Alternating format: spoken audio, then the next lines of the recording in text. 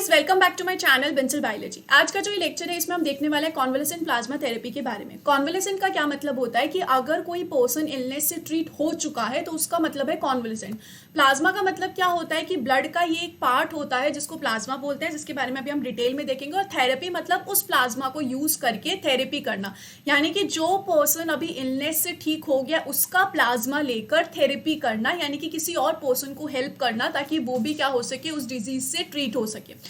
सबसे पहले अगर हम यहाँ पे देखें तो प्लाज्मा क्या होता है। देखो, अगर हम ब्लड रखेंगे लेंगे ना और ब्लड को पूरा सेटल होने देंगे, उसको ऐसा का ऐसा रख देंगे कुछ टाइम के लिए, तो आपको यहाँ पर क्या दिखेगा, नीचे का जो पोर्शन होगा ना उसमें कुछ सेल्स मिलेंगे जो कि आरबीसी, डब्ल्यूबीसी, प्लेटलेट सेल्स होते हैं। ठीक है, वहीं जो ऊपर वाला पार्ट होगा ना वो मेनली पानी का बना होगा। ऊपर पानी क्योंकि वो लाइटर होता है, वहीं नीचे सेल्स क्योंकि वो हैवियर होते हैं। जैसे कि फॉर एग्जाम्पल आप यहाँ पे छाछ को भी लेकर कर सकते हैं, बटर मिल्क में आप पानी डाल दीजिए 50% और उसको वैसे ही रहने दीजिए, तो आप कुछ टाइम बाद देखेंगे ना तो दही जो है वो नीचे आ जाएगा और पानी जो है वो ऊपर रह जाएगा, क्योंकि पानी की जो डेंसिटी होती है वो लाइटर होती है एज कम्पेयर टू दही या फिर जो सेल्स है।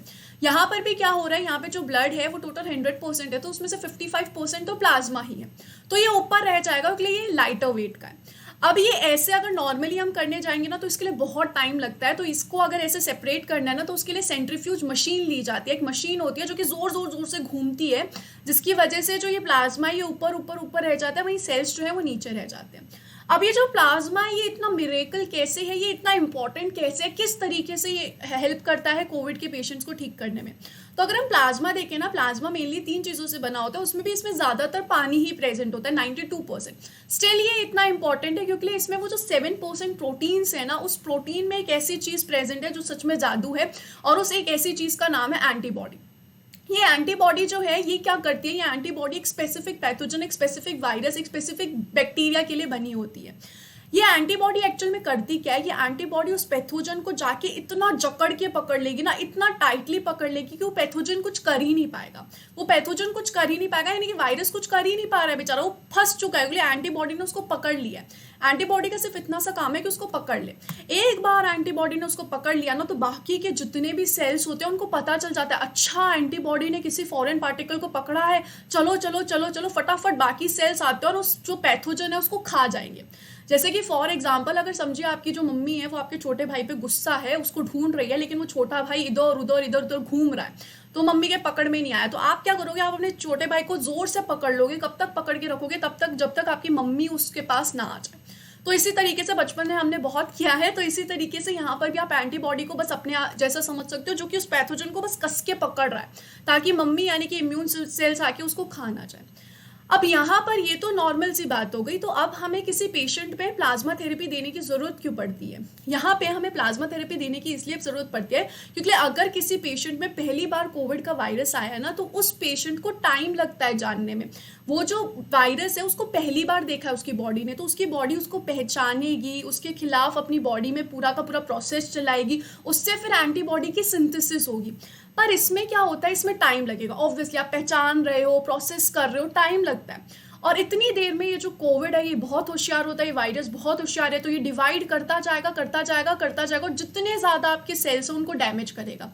जितने ज़्यादा सेल्स आपके डैमेज होंगे उतनी ही क्रिटिकल सिचुएशन किसी पर्सन की हो जाएगी, तो उसमें जो पेशेंट है वो इल हो जाएगा काफ़ी ज़्यादा। तो इसी टाइम में हम क्या करेंगे, इसी टाइम में हम उस पेशेंट में ऑलरेडी बनी हुई एंटीबॉडी डाल देंगे जो कि हमने किसी और पेशेंट से ली है, उसमें पहले ही बन गई थी, तो वो एंटीबॉडी को पता है कि अच्छा हाँ ये पैथोजन कैसा दिखता है, तो वो आराम से उसको जाके पकड़ लेगा। और उतनी देर में आपकी बॉडी को टाइम मिल जाएगा, हाँ उसके खिलाफ आपकी खुद की बॉडी भी क्या करने लगेगी, फिर एंटीबॉडी बनाने लगेगी। आपकी बॉडी को टाइम मिल गया उस पैथोजन को पहचानने के लिए।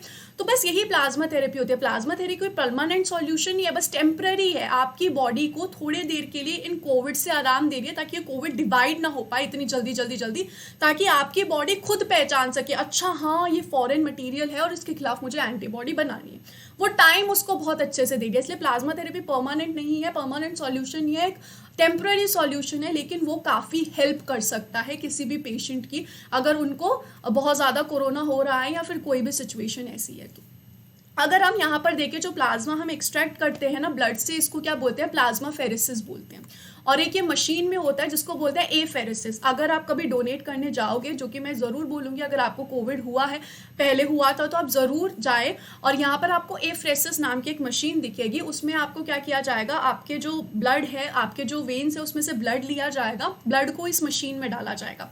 इस मशीन में जैसा मैंने कहा था ना, जोर जोर जोर से ब्लड घूमेगा, जिसकी वजह से जो ब्लड सेल्स है वो तो नीचे रह जाएंगे, लेकिन जो प्लाज्मा है वो ऊपर आ जाएगा।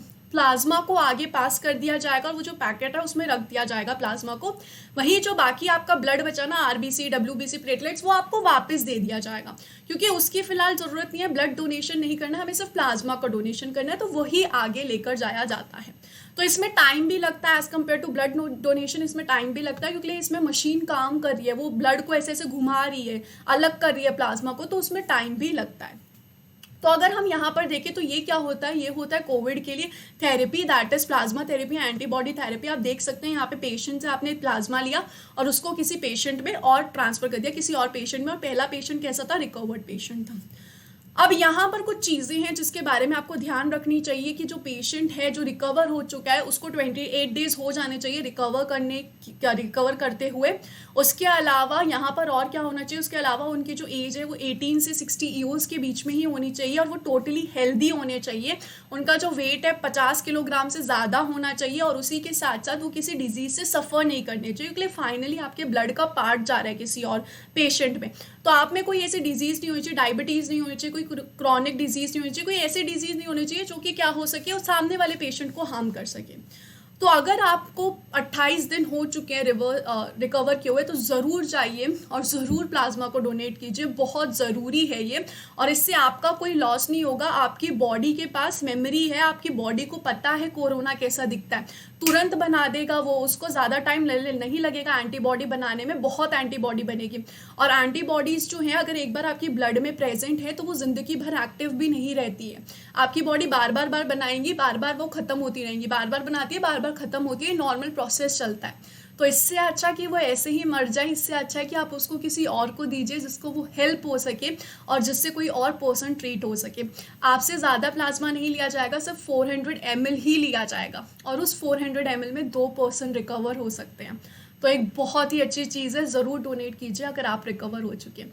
आई hope this video was helpful for you. Thank you so much guys for watching this video. Don't forget to subscribe my channel and share this video with all your friends. Thank you so much guys.